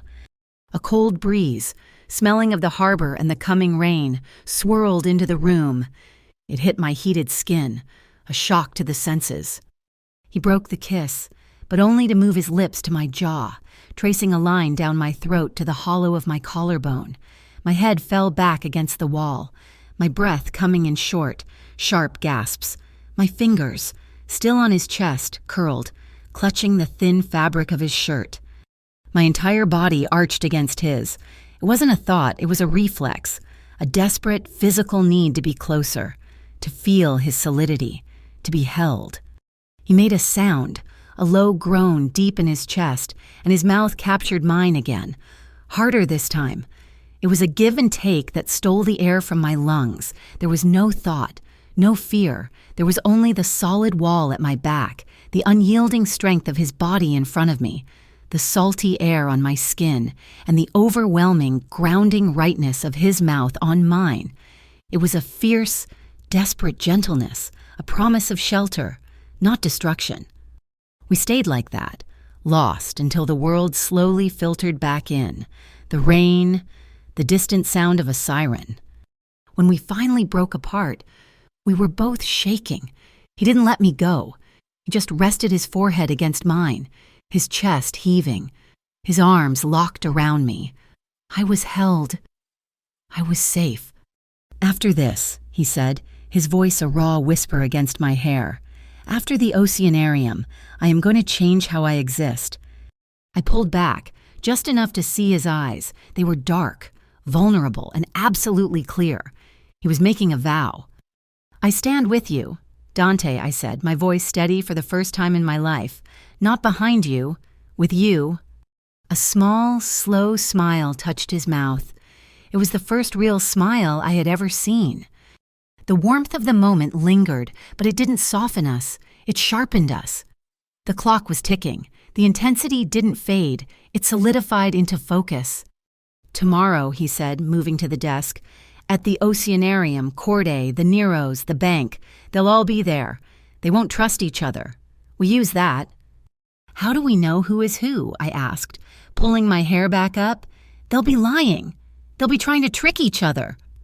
They will, he agreed, which means we need a way to verify, a password, something only we know. I thought for a moment of the fireflies, of his mother, of the gym. The light knows the way home. Dante nodded, his eyes approving. The light knows the way home. Anyone who gets it wrong, even by one word, is an enemy. Simple, clean. The light rain turned to a steady drizzle, tapping against the window. The heat from our embrace still clung to the air. He pulled a crumpled blueprint from a drawer and spread it on the desk, an old plan of the Oceanarium. The auction is in the shark tunnel, so he said, his finger tracing a blue line. Here. But the secure access is here. Engineering door B2 and the main filtration pipes, they run directly underneath the main tank. We shifted from lovers to partners, the transition seamless. I reached up and pulled a long, thin, U-shaped metal pin from the knot of my hair. For the maglock on door B2, I said. If I can get to the panel, I can use this to short the sensor. Dante looked at me, then reached into the steel box where he'd put his phone. He pulled out something tiny, a button. A camera, he said, high resolution, short-range broadcast. It will replace the top button on your hostess uniform. I'll see what you see. He handed it to me. I was a waitress with a lockpick. He was a mob boss with a spy camera. We were a team. The Port Argento Oceanarium wasn't built for the night. By day, it was a palace of blue light and echoing children's laughter. By night, it was a tomb. We were deep inside. In the main attraction, the Marisol Trench, a 360-degree acrylic tunnel surrounded by millions of gallons of black, pressurized water, The sharks, sand tigers, hammerheads, and a massive circling nurse shark were gray ghosts gliding overhead. Silent witnesses to the room. The air was cool, humid, and thrummed with the low, subsonic vibration of the filtration pumps. About 50 people milled around the open space at the tunnel's entrance. Champagne flutes in their hands. They all wore Venetian masks. Plague doctors with long, grotesque beaks. Gilded suns, sharp-faced harlequins, and simple, black baudas that hid everything. It was a masquerade ball for the city's elite and its most dangerous parasites. I was one of them. I wore a crisp black hostess uniform I'd borrowed from the staff locker room, my hair pinned up tight. The small metal pin was nestled securely inside. Ready, the top button of my blouse. The tiny camera felt as heavy as a stone. I carried a tray of champagne I didn't offer to anyone. Dante was across the room, and he was unrecognizable. He wore a sharp, slightly rumpled tweed jacket, academic-looking glasses, and a laminated badge on his lapel. Dr. Eris Thorne, Fulgora Marine Institute. He was just another guest, looking up at the manta rays with polite interest. He blended perfectly. My eyes scanned the crowd. I saw him. Agent Corday. His mask was a simple, sharp-edged silver domino that did nothing to hide the greedy tension in his jaw. He was vibrating with anticipation. Across the room, two men in identical, featureless black masks stood too close together, the Nero crew. All the predators were in the tank. At precisely 10 o'clock, the ambient lights dimmed and a single spotlight hit a small podium. The crowd hushed. A woman stepped into the light. My breath caught in my throat. It wasn't some anonymous suit. It was Mrs. Rhea, the old woman from the boatyard, Dante's light. She looked frail, her white hair pulled back in a severe bun, her mask a simple black lorgnette, but her eyes, as they swept the room, were like polished steel. This wasn't a panicked surrender. This was a trap. She wasn't just passing the data. She was luring every shark to the bait, all at once. "We all know why we are here, Mrs." Rhea's voice was surprisingly strong. Cutting through the hum of the tanks, she placed a slim, steel briefcase on the podium, the Delta Lantern Corps drive, the original. Bidding starts at $5 million. The bidding was fast, brutal, just numbers, called out by masked figures. $6 million, Corday snapped, his voice tight. 7. One of the Nero masks countered immediately. A woman in a golden sun mask, someone I didn't recognize but who radiated wealth, said 10. That had to be Larica Bank. 15, Corday snarled. His control was cracking. He couldn't let it go. 15 million, you're Mrs., Rhea said, her voice calm. Going once, going twice. Click. The world vanished. The spotlight, the blue ambient light, the exit signs, everything. We were plunged into a blackness so complete it was physical. A woman screamed. A second later, the emergency lights kicked in. They weren't white. They were a deep, pulsing, biological red. The entire shark tunnel was bathed in a hellish, blood-colored glow. The sharks, agitated by the change, began to swim faster, their gray bodies flashing crimson as they passed. In the red-lit chaos, I saw it all.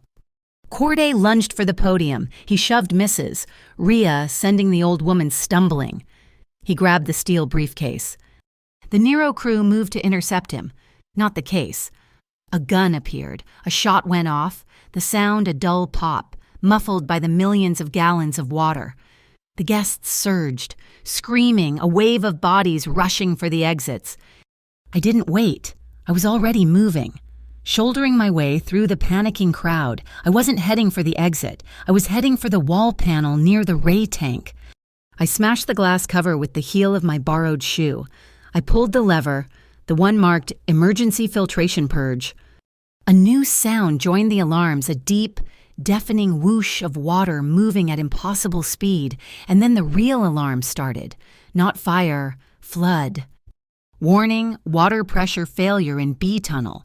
Evacuate. Warning. That was our signal. Lila, Dante's voice, was at my ear. He grabbed my hand. His doctor, thorn disguise was gone. He was all predator. The bridge. Now. We sprinted inert. We pushed past the last of the frozen, terrified guests and ran onto the long, acrylic viewing bridge that crossed the open ray tank. The alarms were blaring. Below us, the filtration purge I'd triggered was causing a torrent of water to overflow the barriers, making it sound like the entire ocean was crashing in. It was the perfect illusion of drowning. We were halfway across when a deep, structural groan echoed from beneath our feet. I looked down. A long, white, spiderweb crack was spreading across the glass panel directly in front of me. I stopped dead. I froze. Dante didn't hesitate. He didn't slow down. He didn't pull me. He scooped me up. One arm hooked under my legs, the other securely around my back. He lifted me like I weighed nothing, his momentum carrying us forward. He took 3 long, running strides, clearing the cracked panel and the one next to it. He set me down on the solid concrete of the far side without ever breaking stride. "Don't stop," he commanded. We hit the heavy steel door marked B2 Engineering. It was locked with a glowing red mag reader. I was fumbling in my hair for the pin, my hands shaking so hard I couldn't get a grip. "Lila, thank God, wait." I spun around. Evan Pike. He stumbled out of a side corridor, his face sheet white, his clothes soaked. "Lila, you have to help me. I didn't mean to. I was forced. They made me." "Evan, get back," I yelled, finally pulling the pin from my hair. He was holding his hands up, a mask of pure, pathetic terror.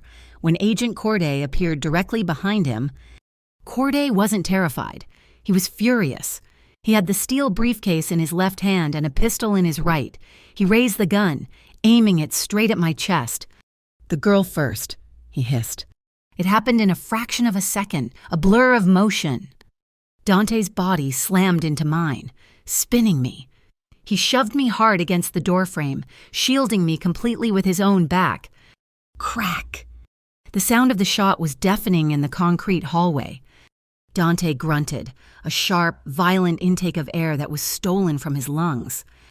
"Are you hit?" I screamed, my voice thin with terror. "The lock," he ordered, his voice strained. "Open the lock, now." I saw the blood, a dark, wet patch spreading on his left sleeve, just above the elbow. A graze that should have been in my heart.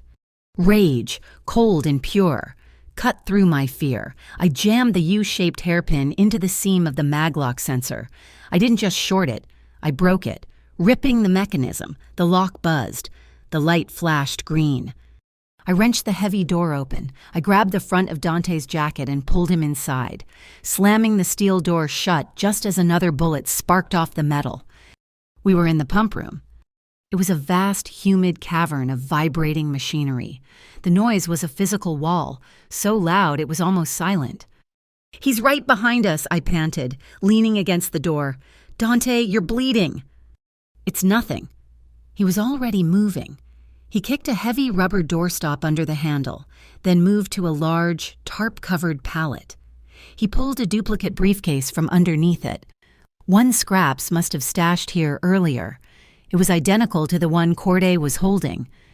"He'll be through that door in a minute," Dante said, his voice tight. A heavy thud rattled the door. Corday was throwing his shoulder against it. Dante placed the fake briefcase on a catwalk, visible from the door. The bait. He grabbed my hand, pulling me behind a massive, humming filtration unit.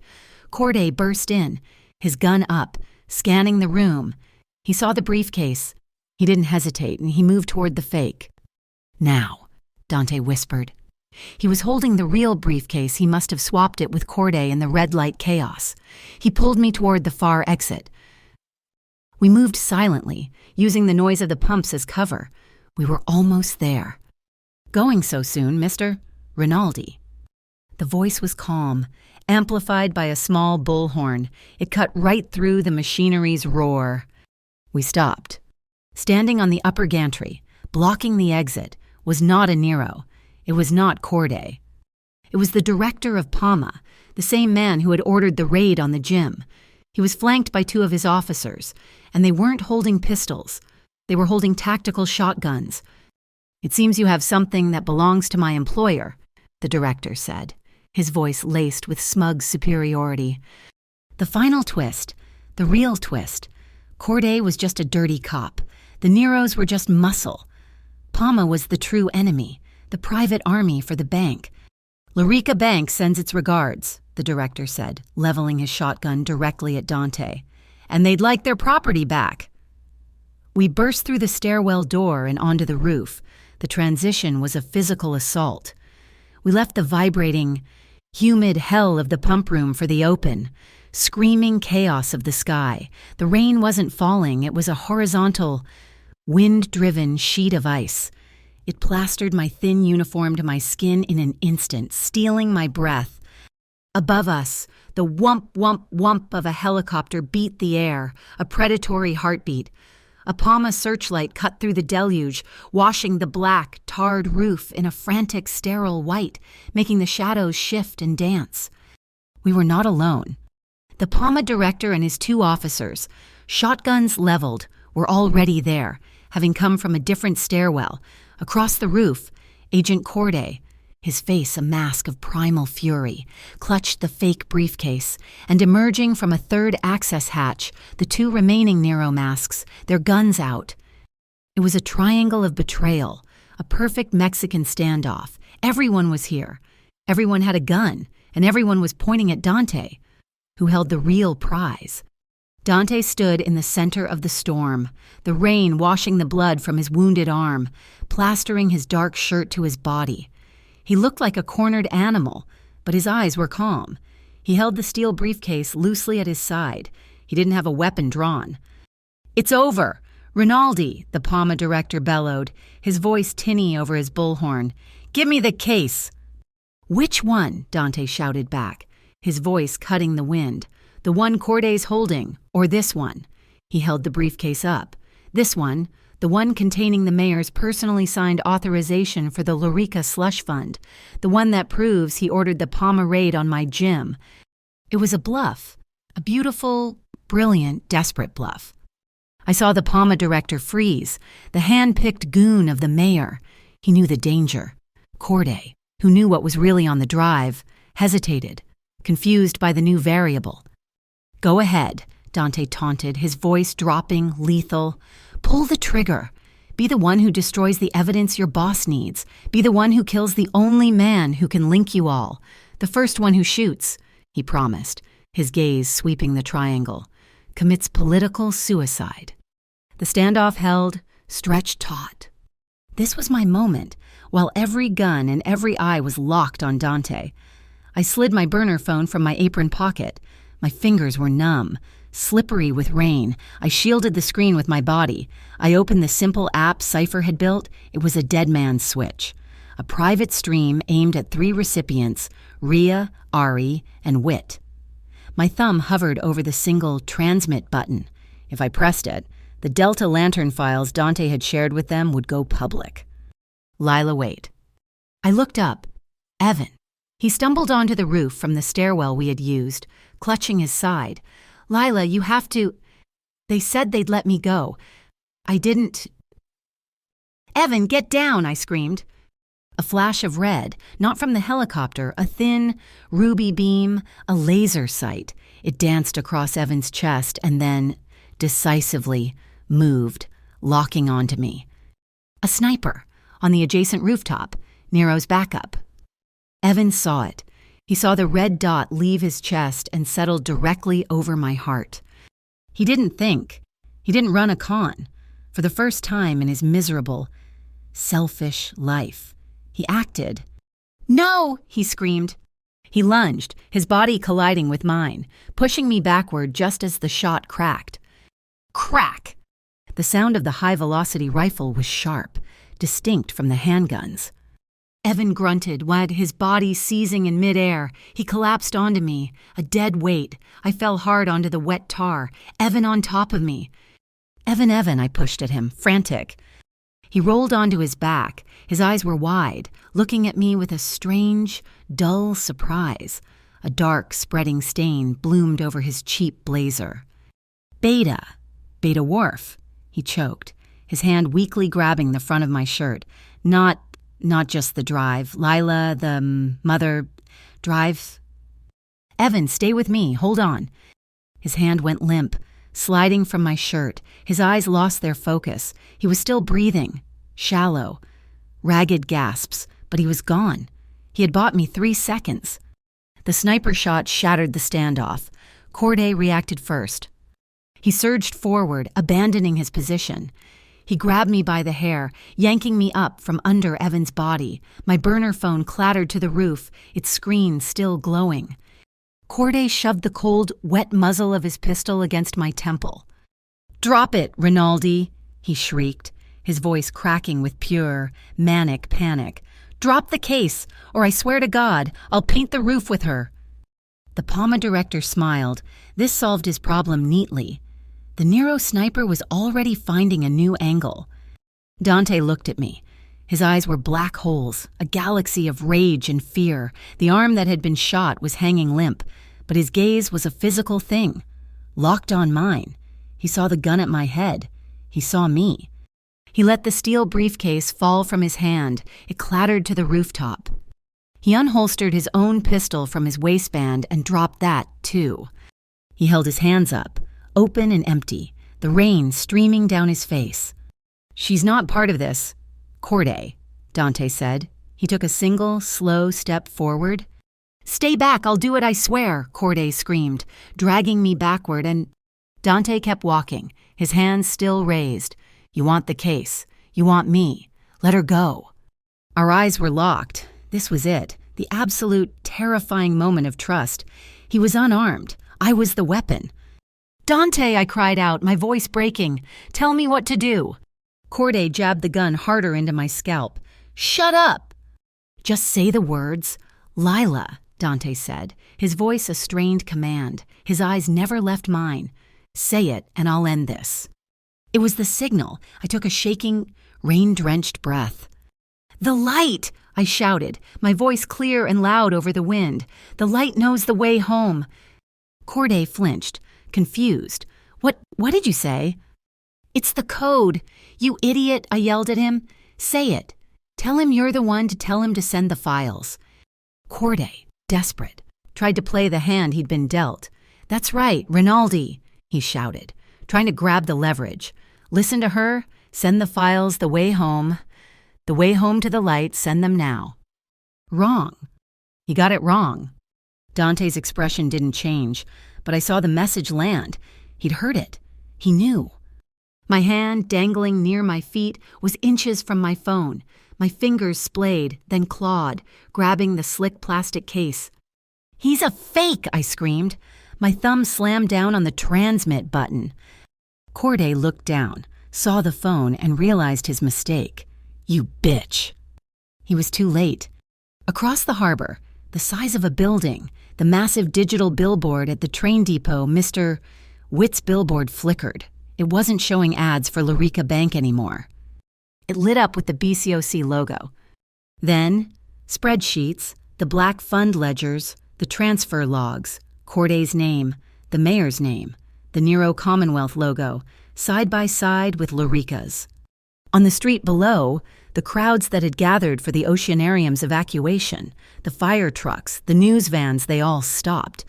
A collective gasp, then a rising roar of outrage. The public was the net. The Palma director looked at the billboard, his face turning to ash. He heard the crowd. He looked at Dante. He dropped his shotgun. We were acting on federal orders. We're standing down. We are standing down." His men lowered their weapons, hands raised. The Nero sniper, seeing the data go public, vanished. The remaining crew on the roof dropped their guns and fled. It was just Corday. His entire world had evaporated in 10 seconds. He had nothing left. "You," he roared, his voice pure animal rage. He still had me.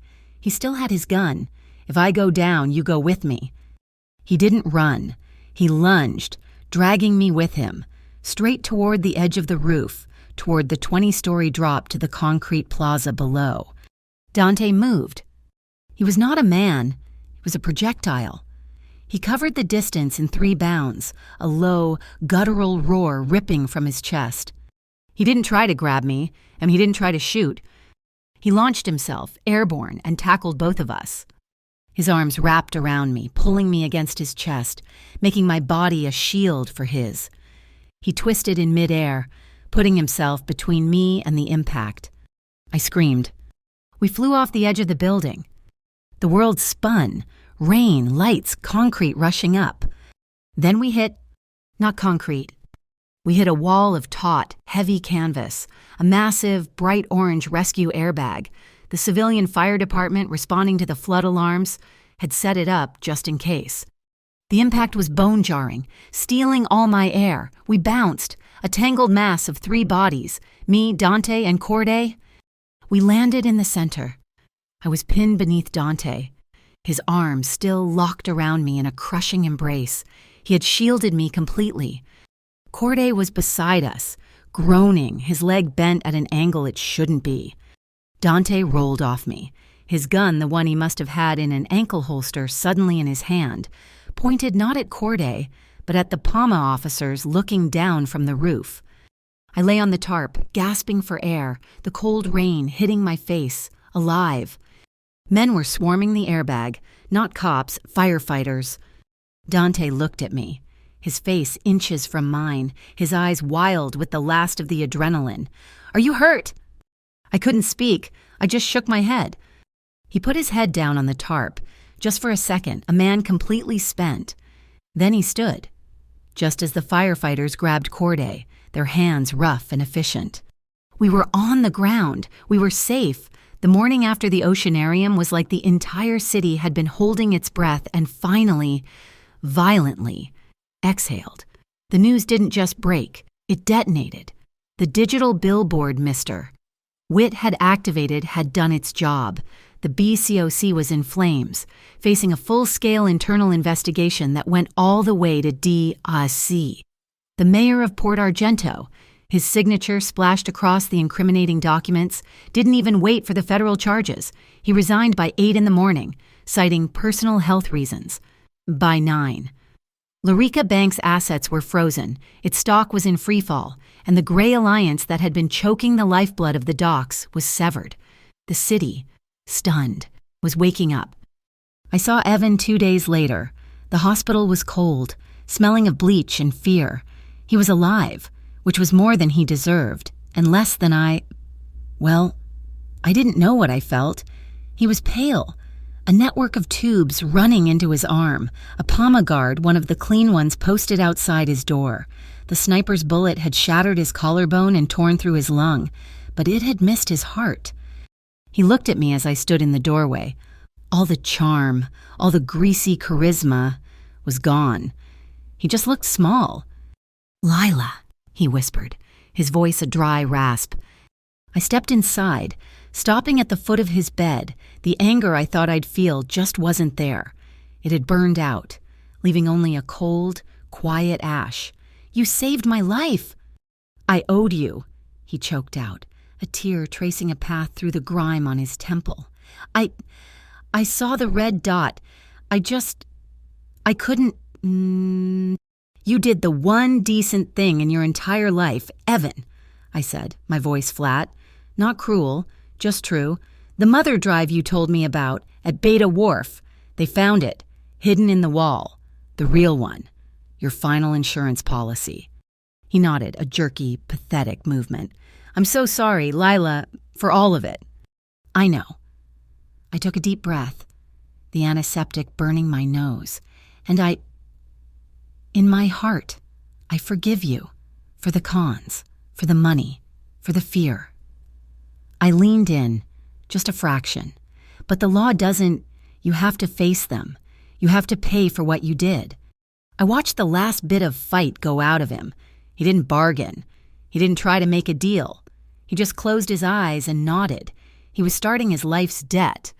I turned around, walked out of the room, and didn't look back. Dante was gone. After the hospital, After I gave my statement to the real federal agents who were steam cleaning Corday's entire division, he simply vanished. He didn't call. He didn't come by. His 2 men, the stoic guards from the diner, had driven me to my old apartment. They had a locksmith with them, who installed a new, heavy-duty deadbolt. They left me with 3 bags of groceries and a silent nod. He was keeping his promise. He had given me 72 hours of protection, and the threat was neutralized. Now, he was giving me the one thing he had almost taken, the one thing Evan had stolen, a real choice. He was letting me go to prove that I was free. The silence was his final, most painful gift. I spent 3 days in a daze. I walked the streets of Port Argento, but the city felt different. The shadows weren't as threatening. I wasn't prey. On the 3rd day, my feet, moving on their own, took me back to the gym. It was open. The sounds of kids shouting, of leather hitting the heavy bags, of rhythmic thwacks from the speed bags, spilled out onto the street. It was alive. Above the door, the old peeling sign was gone. In its place was a new one, simple and clean, painted in dark, glossy black, in elegant, strong white script. It said, "The Firefly." And just beneath it, a smaller line, "Where the light finds its way home." My heart ached. I turned away. That night, I put my old uniform back on. The polyester felt like a costume from another life.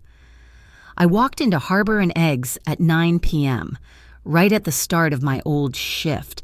Sal was at the grill. He looked up, saw me, and his perpetually grumpy face didn't change at all. "You're late, Moreno," he grunted, flipping a burger. "Pot's low." A laugh, half a sob, escaped me. I grabbed the pot, went to the machine, and started a new brew. I worked. I poured coffee for dock workers. I wiped counters. I filled ketchup bottles.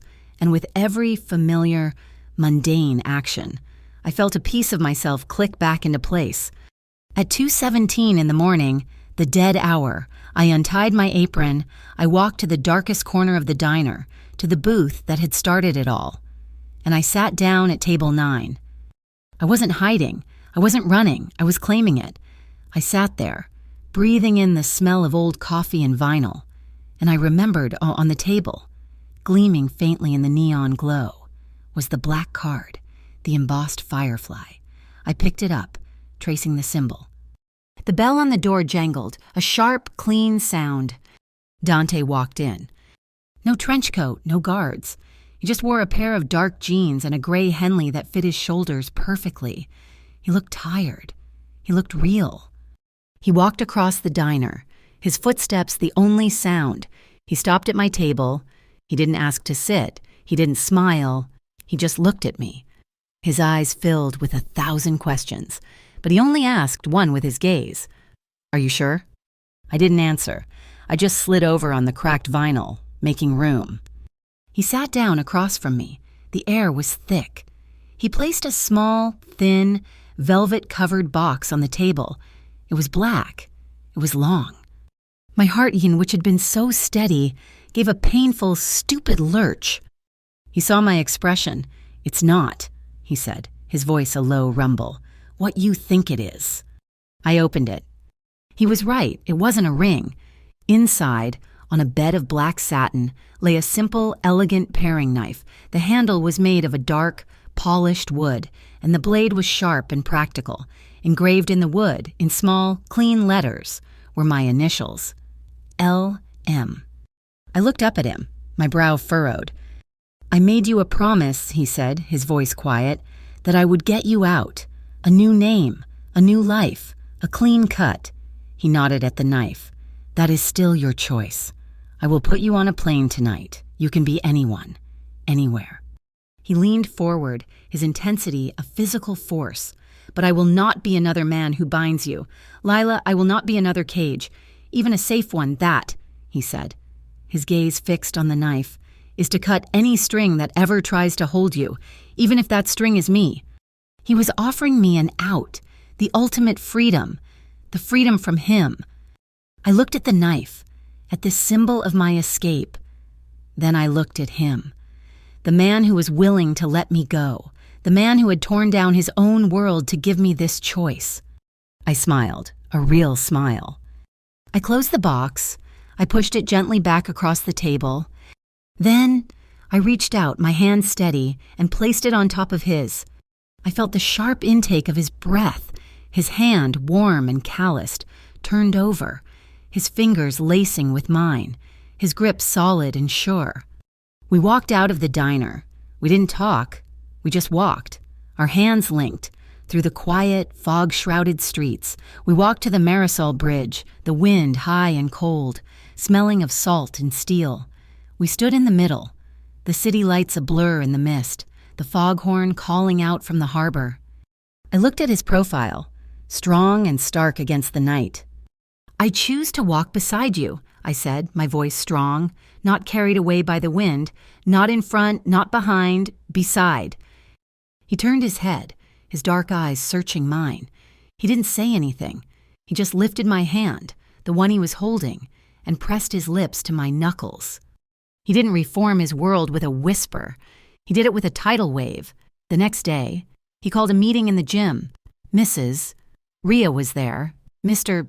Witt, Ari, the high school teacher, all the lights. He announced that the Ardenti Syndicate, as a shadow entity, was being dissolved. Its assets, its routes, its offshore accounts, all of it was being liquidated and poured into a new, public entity, the Firefly Fund.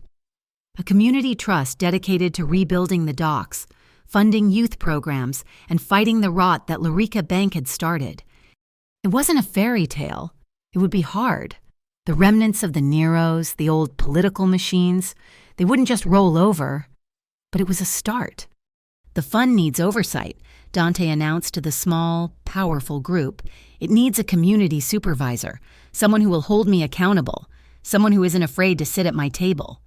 He turned, his eyes finding mine. It wasn't a question. It was a job offer. As the meeting ended, Mrs. Rhea came over to me. The frail old woman from the boatyard, the iron-willed auctioneer. Her eyes were bright and kind.